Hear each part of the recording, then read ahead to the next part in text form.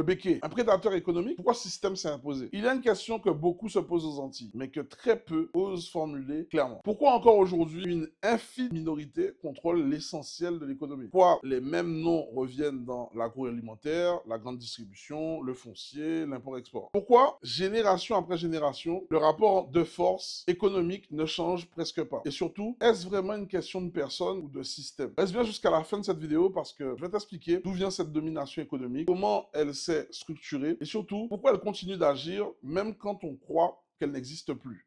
Oui, je le dis dès maintenant, pas pour accuser, mais pour reprendre le contrôle. Moi, je m'appelle William Sinesius, j'ai grandi en Guadeloupe, j'ai vu les réalités du terrain, les prix, le monopole, la difficulté d'entreprendre localement, et très tôt, une question m'a frappé. Comment une économie entière peut-elle fonctionner sans réellement profiter à la majorité de sa population? Parce que ce que beaucoup appellent les béquets, ce n'est pas d'abord une identité, c'est une continuité économique héritée de l'histoire coloniale. Et tant qu'on ne comprend pas cette continuité, on se trompe de combat. Dans cette vidéo, je vais te montrer comment ce système s'est mis en place dès l'époque esclavagiste, pourquoi il s'est renforcé après l'abolition et comment il a su se moderniser sans jamais perdre le contrôle. Et pourquoi il fonctionne encore aujourd'hui. Mais attention, cette vidéo n'est pas là pour nourrir la colère. Elle est là pour transformer la lucidité en stratégie. Parce que la vraie question n'est pas pourquoi ce système est puissant. La vraie question, c'est comment une population sort d'un rapport économique déséquilibré sans s'épuiser ni se diviser. Alors reste avec moi parce que ce que tu vas comprendre juste après va changer la manière dont tu regardes l'économie entière. Partie 1. La naissance d'un système économique fermé.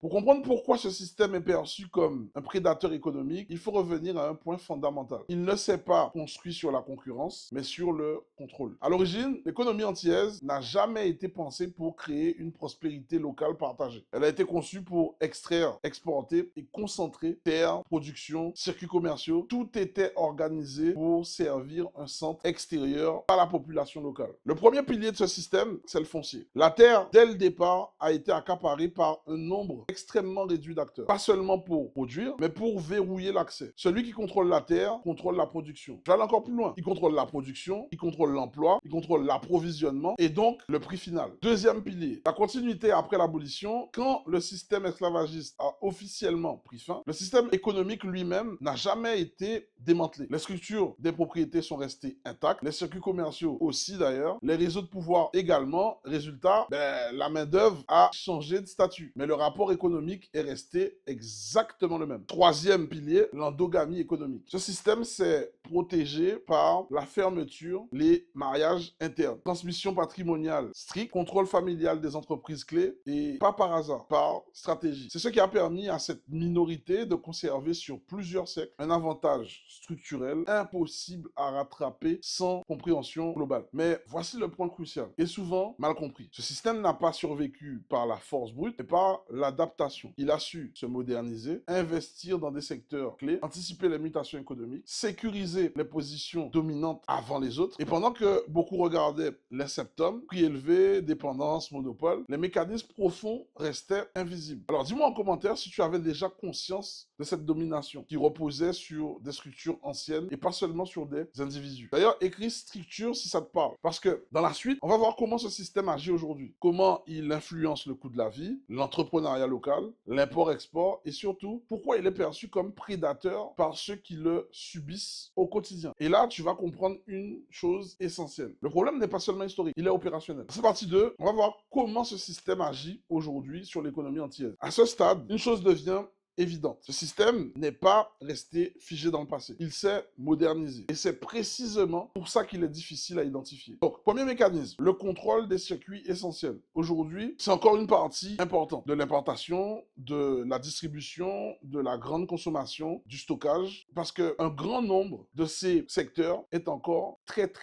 restreint. Okay? Quand tu contrôles l'entrée des marchandises, tu contrôles les prix. Et quand tu contrôles les prix, tu contrôles le quotidien. C'est pas une question de malveillance individuelle, c'est une position dominante structurelle. Deuxième mécanisme, la symétrie d'accès au capital. Beaucoup d'entrepreneurs locaux partent avec moins de garanties, moins de réseaux, moins d'accès au crédit, moins de leviers fonciers, pendant que d'autres disposent d'un patrimoine accumulé sur plusieurs générations et depuis des décennies. Le jeu n'est pas équilibré dès le départ. Résultat, les initiatives locales peinent à passer à l'échelle, tandis que les structures déjà en place consolident leur avance. Troisième mécanisme, le plus invisible, la normalisation de la dépendance. On finit par accepter que les produits viennent d'ailleurs, les décisions se prennent ailleurs, les marges se concentrent ailleurs, et cette dépendance devient presque normale. C'est là que la perception de prédation apparaît. Pas parce que quelqu'un attaque, mais parce que l'écosystème empêche à la majorité de respirer économiquement. Moi, en observant ça depuis la Guadeloupe, j'ai compris une chose clé. Tant que l'on se focalise sur les visages, on oublie les mécanismes. Et oublier les mécanismes, c'est leur laisser le champ libre. Alors, dis-moi en commentaire, est-ce que tu as déjà eu l'impression que quoi que tu fasses, le système était verrouillé? Écris bloqué si ça te parle. Parce que dans la prochaine partie, on va répondre à la vraie question. Comment sortir d'un système dominant sans s'épuiser, sans se diviser et sans illusion. Et c'est là que je vais t'expliquer pourquoi j'affirme depuis le début que les règles du jeu ont changé à partir de maintenant. Donc dans cette partie 3, on va voir ensemble pourquoi ce système est perçu comme prédateur et comment en sortir intelligemment. À ce stade, la dernière pièce du puzzle se met en place. Si ce système est perçu comme prédateur, ce n'est pas parce qu'il l'attaque directement, c'est parce qu'il capte, verrouille, aspire la valeur avant qu'elle ne circule. Un prédateur économique ne crée pas, il ne s'expose pas, il se positionne là où l'argent passe obligatoirement. Et c'est exactement ce qui se produit aux Antilles. Quand tu contrôles la terre, l'importation, la distribution, le stockage, l'accès au crédit,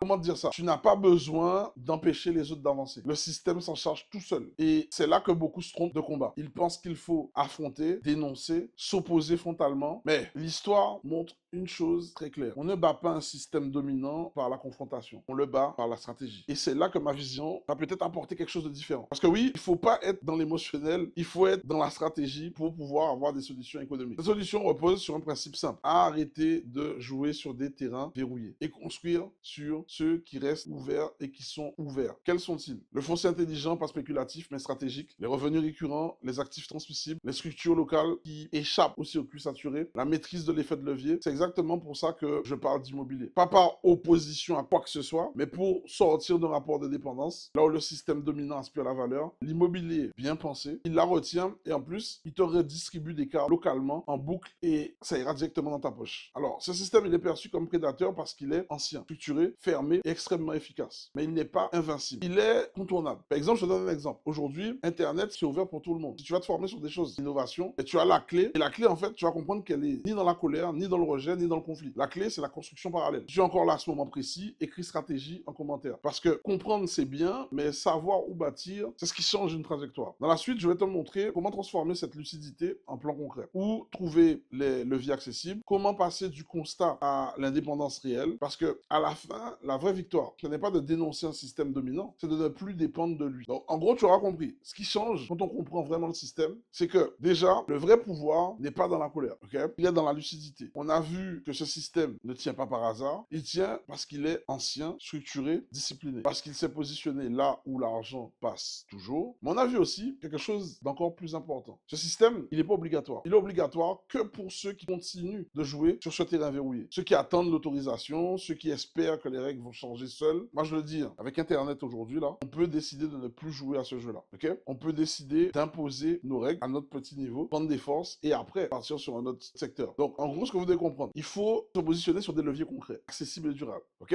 Donc, si tu veux voir comment on construit en dehors des circuits verrouillés, regarde la vidéo complémentaire qui arrive juste après. Je te montre comment penser l'indépendance économique aux Antilles sans copier des modèles qui ne fonctionnent pas ici. Et si tu veux passer à l'étape suivante, le lien dans la description te donne accès à mon prochain challenge immobilier. C'est là que je t'explique comment bâtir des actifs, créer des revenus récurrents et surtout sortir progressivement d'un rapport de dépendance économique. Donc, retiens bien ceci avant de quitter. Le système dominant, il tombe pas, ok? Ils sont dépassés et maintenant, la seule vraie question, c'est celle-là. Est-ce que tu veux continuer à subir ou commencer à construire? Donc, si c'est le cas, fais-le-moi savoir. Partage cette vidéo à quelqu'un qui aura besoin de la voir, de la visionner. Et je te dis juste, ensemble, nous plus forts. Allez, c'était Will, du Mouvement Néanage.